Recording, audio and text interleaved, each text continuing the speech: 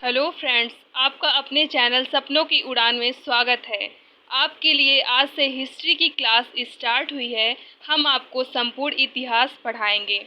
तो चलिए शुरू करते हैं आज की क्लास। अगर आपको हमारी क्लास पसंद आती है तो इसे लाइक कीजिए, अपने दोस्तों के साथ शेयर कीजिए और अगर क्लास में आप नए हैं तो इस क्लास को सब्सक्राइब कीजिए। तो चलिए स्टार्ट करते हैं आज की क्लास। आज हम पढ़ेंगे भारतीय इतिहास के बारे में।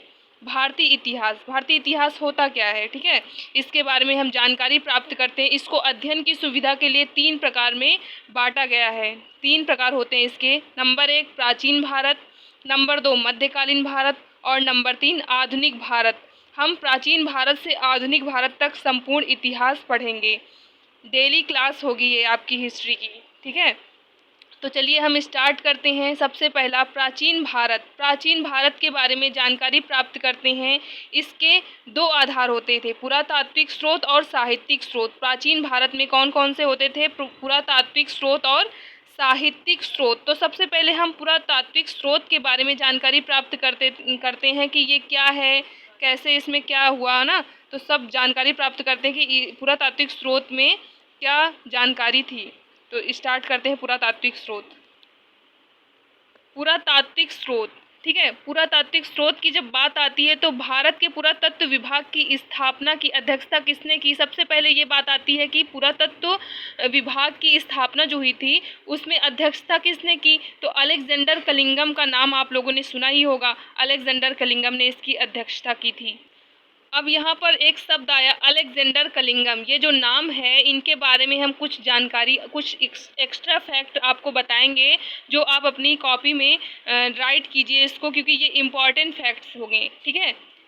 तो अलेक्जेंडर कलिंगम जो थे इनको सिकंदर भी कहा जाता था। अलेक्जेंडर फिलिप द्वितीय का पुत्र था। अलेक्जेंडर किसका पुत्र था? अगर ये क्वेश्चन में आता है कि अलेक्जेंडर किसका पुत्र था तो अलेक्जेंडर किसका पुत्र था? फिलिप द्वितीय का पुत्र था और अलेक्जेंडर को सिकंदर भी कहा जाता था, ठीक है। अब अलेक्जेंडर ने भारत में पुरातत्व विभाग की स्थापना की अध्यक्षता की थी। तो ये बात आती है कि जब इसकी स्थापना हुई थी तो किसके समय पे हुई थी, किसके शासन काल में हुई थी, ठीक है। तो लॉर्ड कर्जन के शासन काल में हुई थी। अब एक शब्द यहाँ पर आया लॉर्ड कर्जन। ये इनका लॉर्ड कर्जन जो नाम है इनके बारे में कुछ जानकारियाँ आपको हम देते हैं। लॉर्ड कर्जन की दमनकारी नीतियों के बारे में हम बताते हैं। सबसे पहला इनका कलकत्ता कारपोरेशन एक्ट था 1899 में। दूसरा क्या था? भारतीय विश्वविद्यालय अधिनियम 1504 ईस्वी में 1504, ठीक है। कलकत्ता कारपोरेशन एक्ट भारतीय विश्वविद्यालय अधिनियम कब हुआ था? 1504, ठीक है। अगला क्या है? बंगाल विभाजन। बंगाल विभाजन कब हुआ था? 1905 में, 1905 में, ठीक है। बंगाल का विभाजन कब हुआ था? 1905 में। शासन गोपनीयता अधिनियम कब दिया गया था? तो 1903 ईस्वी में दिया गया था, ठीक है। अब लॉर्ड कर्जन की बात है तो इनके द्वारा जो कार्य, इंपॉर्टेंट कार्य हैं उनके बारे में भी क्वेश्चन में पूछा जाता है, तो हम उनके बारे में भी एक्स्ट्रा फैक्ट आपको बताएंगे। तो आप इसे नोट डाउन करते रहिएगा अपनी कॉपी पेन से। लॉर्ड कर्जन के द्वारा क्या कार्य किए गए थे? पुरातत्व विभाग गठन किया गया था, विश्वविद्यालय आयोग का गठन किया गया था और पुलिस आयोग का भी गठन किया गया था, ठीक है। अब आगे बढ़ते हुए देखते हैं कि पुरातात्विक जो स्रोत था इसमें क्या कार्य होते थे? तो खनन का कार्य होता था। खनन मतलब खुदाई करने का कार्य होता था, ठीक है। जिससे वस्तुएं जो प्राप्त होती थी खुदाई से, उसी के आधार पर इतिहास लिखा जाता था। इतिहास लेखन का कार्य होता था, ठीक है। अब पुरातात्विक स्रोत में ही अभिलेख की जानकारी प्राप्त होगी, ठीक है। अभिलेख के बारे में हम पता करेंगे कि अभिलेख क्या है, ठीक है। तो यह भी इतिहास जानने का एक महत्वपूर्ण स्रोत होता है। अभिलेख जो है ये भी इतिहास जानने का एक महत्वपूर्ण स्रोत होता है। अब आप कहेंगे कि मैम ये सबसे पहले हमको बताइए कि अभिलेख क्या है। अभिलेख हमको समझ में नहीं आया तो फिर हमको कैसे पता चलेगा कि हम इतिहास जानने का कैसे महत्वपूर्ण स्रोत है ना, जब अभिलेख के बारे में आपको जानकारी नहीं प्राप्त होगी। तो अभिलेख क्या होता है? किसी भी कठोर सतह पर जो लेख लिखे जाते हैं। कठोर सतह मीन्स पत्थर हो गया, जैसे धातु, तो उस पर जो लेख लिखे जाते हैं वही अभिलेख होते हैं, ठीक है। अभिलेख के बारे में जानकारी प्राप्त कर रहे हैं तो अभिलेख, प्राचीन अभिलेख किस भाषा में लिखे जाते थे? ये भी आपसे क्वेश्चन पूछ सकता है कि प्राचीन अभिलेख किस भाषा में लिखे जाते थे। तो प्राचीन अभिलेख प्राकृतिक भाषा में लिखे जाते थे। ठीक है, अब इसमें आगे देखते हैं इसका अध्ययन क्या कहलाता है। अभिलेख का सबसे मोस्ट इम्पॉर्टेंट क्वेश्चन क्या होगा कि अभिलेख का अध्ययन क्या कहलाता है, तो अभिलेख का अध्ययन एपिग्राफी कहलाता है। ठीक है, अभिलेख का अध्ययन क्या कहलाता है, एपिग्राफी कहलाता है। भारत में सबसे प्राचीन अभिलेख किसके शासनकाल में थे, तो अशोक के शासनकाल में थे। ठीक है, सबसे प्राचीन अभिलेख अशोक के शासनकाल में थे, जो मौर्य वंश के शासक थे। अशोक के अभिलेख सर्वप्रथम सफलतापूर्वक किसने पढ़े। सबसे मोस्ट इम्पॉर्टेंट क्वेश्चन ये भी बनता है कि अभिलेख जो था अशोक के जो अभिलेख थे सर्वप्रथम किसने सफलतापूर्वक पढ़े, तो किसने सफलतापूर्वक पढ़े, जेम्स प्रिंसेप। जेम्स प्रिंसेप जो इनका नाम है, इनके बारे में भी इम्पॉर्टेंट फैक्ट हम आपको बताते हैं, तो इसके बारे में भी आप नोट डाउन करिएगा अपनी नोटबुक में। तो क्या है जेम्स प्रिंसेप, तो जेम्स प्रिंसेप का जन्म कब हुआ था, 20 अगस्त 1799 में इनका जन्म हुआ था। जेम्स प्रिंसेप का जन्म कब हुआ था, 20 अगस्त 1799 में इनका जन्म हुआ था, और मृत्यु कब हुई थी, 22 अप्रैल 1840 ईस्वी में इनकी मृत्यु हुई थी। ये सम्राट अशोक के शिलालेख पढ़ने वाले, सफलतापूर्वक पढ़ने वाले, ठीक है, ये इम्पॉर्टेंट रहेगा कि सफलतापूर्वक पढ़ने वाले प्रथम व्यक्ति थे। ठीक है, अब सिक्का, ये भी पुरातात्विक स्रोत है, सिक्के के बारे में जानकारी प्राप्त करते हैं। तो सबसे पहला तो ये भी इतिहास जानने का एक महत्वपूर्ण स्रोत होता है। ठीक है, यह भी इतिहास जानने का एक महत्वपूर्ण स्रोत होता है। सिक्के के अध्ययन को क्या बोलते हैं, न्यूमेस्मेटिक्स कहा जाता है। ठीक है, जैसे अभिलेख के अध्ययन को क्या बोला जाता है, एपिग्राफी बोला जाता है, उसी तरह सिक्के के अध्ययन को क्या बोलेंगे, न्यूमेस्मेटिक्स बोलेंगे। अब सिक्के के बारे में अगर क्वेश्चन आ रहा है कि सिक्के के बारे में हम संपूर्ण जानकारी यहाँ से प्राप्त करेंगे, तो इम्पॉर्टेंट फैक्ट मैं आपको बताती हूँ, आप नोट डाउन करिएगा। ठीक है, सबसे पहले मैं बताती हूँ जो सिक्का था सन 1947 में देश की आज़ादी मिलने के बाद भी ब्रिटिश काल के सिक्कों का भारत में 1950 तक चलन रहा। ठीक है, जो सिक्के थे वो 1947 में देश जब आज़ाद हो गया उसके बाद भी ब्रिटिश काल के जो सिक्के थे भारत में 1950 तक चले। ठीक है, भारत का पहला सिक्का कब ढाला गया, सबसे पहला क्वेश्चन ये आएगा आपका कि भारत का पहला सिक्का कब ढाला गया, तो भारत का पहला सिक्का सन 1950 में ढाला गया। ठीक है, भारत का पहला सिक्का सन 1950 में ढाला गया। इसके बाद 1962 में 1 रुपये का सिक्का चलन में आया, जो अब तक है। ठीक है, जो पुराना 1 रुपये का सिक्का है ना, वो 1962 में चलन में आया, जो अब तक अभी तक चल रहा है। ठीक है, सिक्के में और भी महत्वपूर्ण फैक्ट हैं जो हम आपको बताते हैं। भारतीय मुद्रा शास्त्र का मुख्यालय कहाँ है।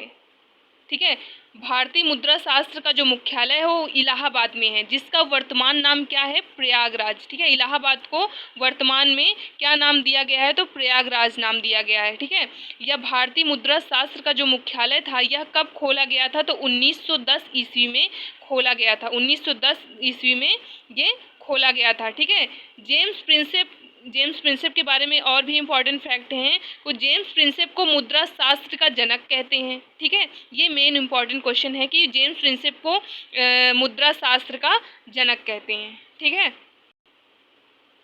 अब अगली हेडिंग रहेगी भारत में स्वर्ण सिक्कों का इतिहास, यानी कि जो सोने के सिक्के थे उनके इतिहास के बारे में जानकारी प्राप्त करते हैं कि सोने के सिक्के कैसे भारत में चलन में आए। ठीक है, तो सबसे पहला फैक्ट क्या रहेगा कि भारत में पहला सोने का सिक्का मिनांडर ने चलाया था। ठीक है, जो इंडो ग्रीक वंश के थे। मिनांडर किस वंश के थे, तो इंडो ग्रीक वंश के थे। भारत में पहला सोने का सिक्का मिनांडर ने चलाया। लेकिन जो यूपी वाले बच्चे हैं, सब लोग बच्चे यही पढ़ेंगे मिनांडर ने चलाया था, लेकिन जो यूपी वाले बच्चे हैं, यूपी कमीशन कहता है, यूपी कमीशन इस बात को नहीं मानता है। वो कहता है कि विम कडफिशस कुषाण राजा ने पहले सोने के सिक्के चलाए थे। यूपी कमीशन कहता है कि विम कडफिशस कुषाण राजा ने पहले सोने के सिक्के चलाए थे। ठीक है, केवल यूपी वाले इस बात को पढ़ेंगे कि विम कडफिशस कुषाण राजा ने पहले सोने के सिक्के चलाए थे। बाकी लोग ये पढ़ेंगे कि भारत में पहला सोने का सिक्का मिनांडर ने चलाया, जो इंडो ग्रीक वंश के थे। अब इसमें बात की गई है मिनांडर की, तो मिनांडर के बारे में हम आपको महत्वपूर्ण फैक्ट बताएंगे जो आपके पेपर के जो आपके पेपर में इम्पॉर्टेंट रहेंगे तो उसके बारे में हम बताते हैं कि मिलिंद प्रथम पश्चिमी राजा था, ठीक है। मिनांडर को ही बोलते हैं मिलिंद प्रथम पश्चिमी राजा था जिसने बौद्ध धर्म को अपनाया और मथुरा कहाँ पर है, उत्तर प्रदेश में है, ठीक है। उत्तर प्रदेश के मथुरा पर शासन किया था, ठीक है। तो मिनांडर के बारे में क्या इंपॉर्टेंट फैक्ट है कि मिलिंद प्रथम पश्चिमी राजा था जिसने बौद्ध धर्म को अपनाया और मथुरा, जो कि उत्तर प्रदेश है, उत्तर प्रदेश में मथुरा है, तो उत्तर प्रदेश की मथुरा पर शासन किया। अब जो उसने मथुरा पर शासन किया तो उसके राज्य की सीमा के बारे में भी जानकारी प्राप्त करते कि सीमा उसके राज्य की कहाँ तक थी, कैसे थी। तो बैक्ट्रिया पंजाब के हिमालय और जम्मू से मथुरा तक थी, ठीक है। उसकी जो सीमाएं थी, राज्य की सीमा बैक्ट्रिया पंजाब के हिमालय और जम्मू से मथुरा तक थी, ठीक है। मिलिंद नामक यवन राजा के भी अनेक सिक्के उत्तर पश्चिमी भारत में उपलब्ध हुए थे, ठीक है। इनके बारे में भी, मिलिंद नामक जो सिक्के थे ये भी उत्तर पश्चिमी भारत में उपलब्ध हुए थे। इसकी राजधानी क्या थी, तो साकल थी, जिसको ये भी बोल सकते हैं कि सियालकोट, ठीक है। साकल को सियालकोट भी बोल सकते हैं। तो इनकी राजधानी क्या थी, साकल या सियालकोट, ठीक है। अब आगे बढ़ते हैं। इसी में देखिए, गुप्तों में सबसे पहले चंद्रगुप्त एवं गुप्त काल में भी सर्वाधिक सिक्के चलाए गए थे ना। पूछा जाएगा क्वेश्चन आपका कि गुप्तों में सबसे पहले, गुप्त काल जो था, सबसे पहले सर्वाधिक सिक्के किसने चलाए थे, किसके शासनकाल में चलाए गए थे, तो चंद्रगुप्त के शासनकाल में चलाए गए थे। अब चंद्रगुप्त की बात आती है तो इम्पॉर्टेंट फैक्ट हम आपको यहाँ पर बताते हैं कि चंद्रगुप्त का जन्म कब हुआ था, तो 345 ईसा पूर्व में इनका जन्म हुआ था। चंद्रगुप्त का जन्म कब हुआ था, 345 ईसा पूर्व में हुआ था। और इनका राज्यारोहण और ये शासक कब बने, ठीक है, तो कब बने, 321 ईसा पूर्व में। चंद्रगुप्त जो थे 321 ईसा पूर्व में इनका शासनकाल शुरू हुआ था, ठीक है। ये भारत के महान सम्राट थे, ठीक है। ये भारत के क्या थे, महान सम्राट थे और इन्होंने मौर्य साम्राज्य की स्थापना की थी। चंद्रगुप्त ने क्या किया था, मौर्य साम्राज्य की स्थापना की थी। चंद्रगुप्त पूरे भारत को एक साम्राज्य के अधीन लाने में सफल रहे, ठीक है। इतनी जानकारी हो गई चंद्रगुप्त के बारे में। कुषाण काल में सबसे शुद्ध सोने के सिक्के चलाए। अब पूछा जाएगा सबसे शुद्ध सोने के सिक्के किस काल में चलाए गए, तो किस काल में चलाए गए, कुषाण काल में। तो आज का वीडियो बस यहीं तक रहता है। पूरा वीडियो देखने के लिए धन्यवाद। हम आगे की क्लास कल कंटिन्यू करेंगे, ठीक है। तो डेली क्लास हमारी होगी, ज़्यादा लंबी क्लास नहीं बनाएंगे, बस ऐसे ही क्लास होती रहेगी। पूरा इतिहास, संपूर्ण इतिहास के बारे में जानकारी प्राप्त होगी आप लोगों को।